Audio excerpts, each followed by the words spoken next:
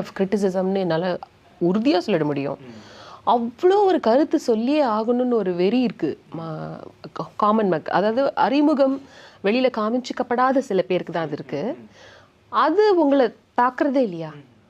சுத்தமாவா? இப்போ யாரோ ஒருத்தர் இப்போ உங்களை தாக்குறாங்கன்னு வச்சுக்கோங்களேன். இப்போ எங்களுக்கு சம கோவம் வருது. இது வேணான்றேன். ஆக்சுவலாக அது வந்து அவனை பாதிக்குது. இப்போ நீங்கள் வந்து கோவப்பட்டு திட்டி பாருங்களேன்.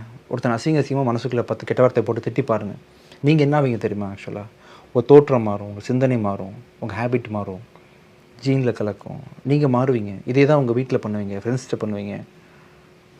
நீங்கள் வந்து ஒரு அசிங்கமான ஒரு கேரக்டராகவோ செயல்பாட்டாளரோ நீங்கள் இருந்துட்டீங்கன்னா அது யாருக்கு பாதிப்புன்னு நினைக்கிறீங்க?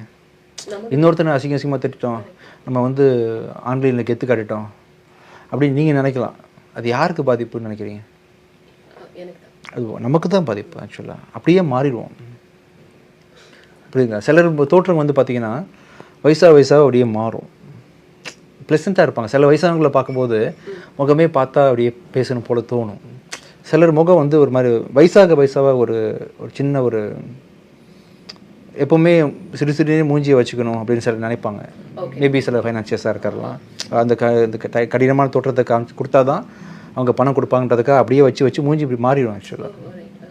ஸோ நீங்கள் நெகட்டிவாகவே பேசிகிட்டு இருக்கும்போது ஆட்டோமேட்டிக்காக அதெல்லாம் உங்களை பெருசாக பாதிக்கும்ன்றதை ரியலைஸ் பண்ணிட்டீங்கன்னா, புரியுதுங்களா? அது வந்து உங்களுக்கு நல்லது. இல்லை நம்ம கெத்தாக வந்து இருக்கணும்னு நினச்சா அது உங்களுக்கு பாவம்னு நினச்சிட்டு போயிடுவேன் நான். ஓகே.